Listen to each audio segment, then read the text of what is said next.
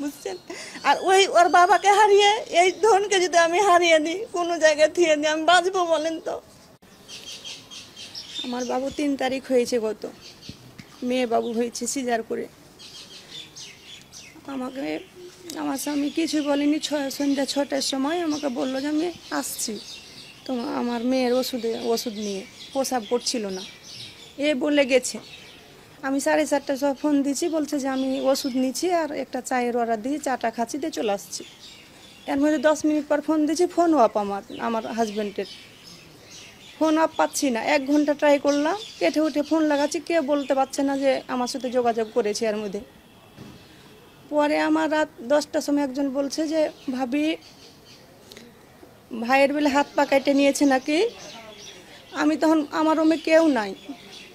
আমার কিন্তু বিয়ে করেছিলাম আমি আমার বাবা মা পছন্দে, জি, আমাকে এখনো মানে লাইনি। আমি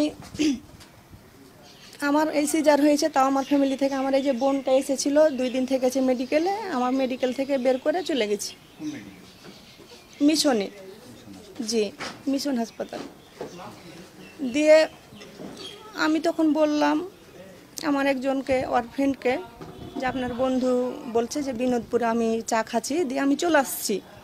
তো 1 ঘন্টা ট্রাই করছি, 10 মিনিট পরে তো বলছে যে না, ফোন আমি সুইচ অফ বলছে, আমি পাচ্ছি না। তো ভাই একটু বিনোদপুর যান তো, দেখেন তো। ওই খোঁজাখুঁজি করেছে, পাইনি। দিয়ে বলল যে ভাবি আমি পাচ্ছি না, আপনি ট্রাই করেন। একটা ছেলেকে নাম্বারে ফোন দিলাম যে আপনার ভাই কি আপনার সাথে যোগাযোগ রেখেছি না, গিয়েছিল এতক্ষণের মধ্যে, 6টার সময় বের হয়েছে, এখন বাজছে রাত 9টা। তো বলছে যে না ভাবি, আজকে যোগাযোগ হয়নি ভাইয়ের সাথে। তো ভাই বের হলো কেন এখন? এখন তো আমি বের করতে বারণ করেছি, বের হয় না, অফিস যায় আর আসে শুধুই। হয়তো চাচু খেতে গেছে, আমার মেয়েটারও অসুস্থ, প্রসাব করছে না, প্রসাবের জন্য মেডিকেল গেছিলো, হয়তো ওই বাকি চা খেতে গেছে, পাচ্ছি না। এর মধ্যে আমাকে একটা শুভ বলে ছেলে ফোন করছে যে ভাবি ভাই মতিহার থানাতে আছে। আমার রুমে কেউ নাই, কাজের খালা আসলো, কাজের খালা বিকেল করে কাজ করে চলে যায়। আমার মেয়েটাকে আমার ওই স্বামী পা নাই, তাও দেখাশোনা করে। জি, যুবরী ভবন ছিলাম, 224। আমার পাশে কেউ নাই, আমার স্বামী আমার দেখাশোনা করে, ওই কাজের খালা কাজ করে দেয় আর আমার স্বামী সেবা করে। আমারও এই আর ওই পা নিয়েই করে। যেমন আমাকে আমাকে বিয়ে করেছে, আমাকে বেশিও করেনি কখনোই। দিয়ে একটার পর একটা খবর আসছে, কে বলছে মেডিকেলে আছে, মানে ওর মেসেঞ্জার আমার মেসেঞ্জার একটাই আমি ফেসবুক ইউজ করি। দিয়ে ওই ফোন আসছে একটার পর একটা, কেউ বলছে মেডিকেলে, কে বলছে থানায়, মানে কেউ সঠিক খবর দিতে পারছে না। আর আমি তো পেট 5 দিনকার আমার সিজার, আমি তো উঠে বসতে পারছি না। আল্লাহ আমাকে এখানে আসার জন্য আমাকে হয়তো শক্তি দিল। আমি রমেই ধরপড় করছি, কাজের খালাকে ফোন দিয়েছি, খালা আমার অনেক বিপদ, আপনি আসেন। কাজের খালা অনেক দূরে বাড়ি, তাও চলে এসে 10টা বাজছে, আচ্ছা কান্নাকাটি করছে। আমি বলছি যে আমার স্বামীকে যদি জেলেও দেয় আমি জামিন করব, মেডিকেলে 10 দিন 15 দিন 1 মাস পরে থাকুক, আমি এই শরীরে আমি সেবা করব আমার স্বামীকে। আমার বাচ্চাটার দিকে দেখে আল্লাহকে ডাকছে, আল্লাহ আমার বাচ্চার কেউ নাই, ওর না আছে বাবা। আমার শাশুড়ি পাগল, বুঝছেন, ব্রেন স্ট্রোক করে পাগল হয়ে আছে। আমার ভাসুর আমাকে মেনে নেয়নি, বুঝছেন, আমার 2 ফ্যামিলি কোনো মেনে নেয়নি। আমার স্বামী স্ত্রী আমরা সংসার করছি। ঘটনার খবর পেয়েছি আমি, তো এটা একাধ কথা বলছে। তো আমাকে একজনকে এক ছবি দিয়েছে, আমাকে আমার স্বামীকে প্রশ্ন করছে শুইয়া, কোথায় আমি মেডিকেলে কি কোথায় আমি বলতে পারবো না। আমার স্বামী বলছে আমি 10 বছর আগে আমি রাজনীতি করতাম, আমার পা দেখেন কাটে ফেলেছে, আমার হাতে কত রগ কাটা আছে সবই, আমি জীবন্ত লাশ হয়ে আছে। আমি কোনো রাজনীতিতে যাই না, আমি যাইতেই পারি না।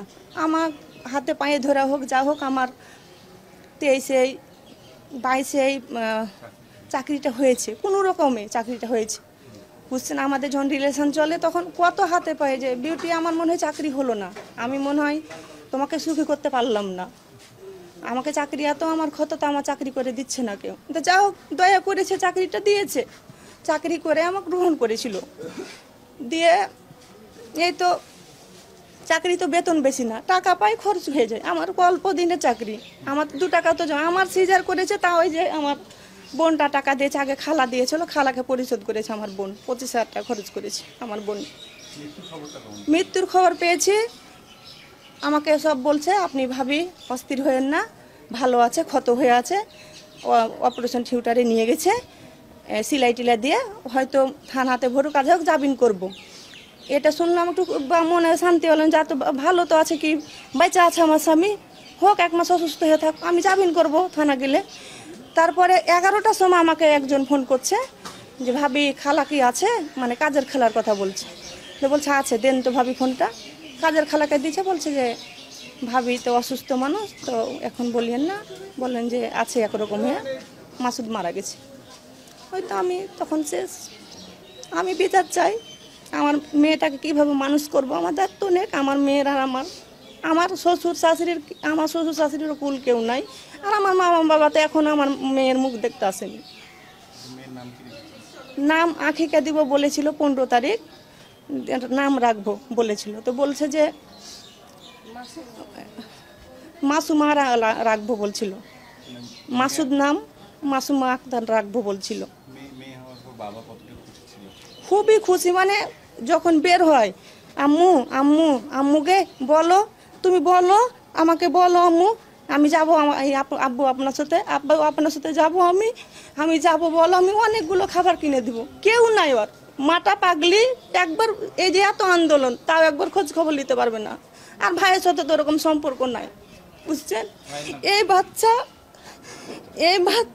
আমি কি করব, কোথায় যাব, আমার নাই বাড়ি ঘর না, আমার 100 টাকা এ পর্যন্ত আমার হাতে নাই, আমি রিক্সা ভাড়া পর্যন্ত দিতে পারলাম না। আমি হয়তো 2-4 হাজার থাকে আমার কাছে, দাম তো সিজারে করা।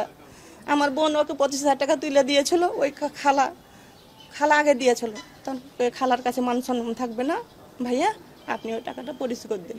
খালাকে বলেছে কি আমার রমে গেছে, খালা বলেছে যে আমার কাছে 25,000 টাকা নিয়েছে, আমার বোন দিয়েছিল, দিয়ে দিয়েছে, আমার বোন পাইবে 25,000 টাকা। আমার কেউ নাই এখন, আমার না আছে 100 টাকা আমার হাতে। আমি আপনারা যা করবেন, আমি কোথায় থাকবো, আপনারা এখন ডিসিশন নেন। আমার স্বামীকে তো ক্ষত করেছে, আমি কোথায় থাকবো বাচ্চাটাকে নিয়ে, আমি ওর বাবাকে হারাইনু, আমি কে এই বাচ্চাটাকে হারিয়ে দেবো, আমি বাঁচতে পারবো বলেন তো। ওর বাবাকে হারিয়ে আমি এভাবে পালিয়ে বিয়ে করেছি, তাহলে কতটাই হলে এই পঙ্গু মানুষকে আমি বিয়ে করি, বুঝছেন। আর ওর বাবাকে হারিয়ে এই ধনকে যদি আমি হারিয়ে দিই, কোনো জায়গায় থিয়ে দিই, আমি বাঁচবো বলেন তো। আমাকে একটা ব্যবস্থা করে দেন বাঁচে থাকার, আমার মেয়েকে নিয়ে। আমি কোনো জায়গায় যাব না, আমার মেয়েটাকে নিয়ে বুকে করে থাকবো, আমাকে বাঁচতে দেন, আমাকে স্মৃতি নিয়ে আমাকে।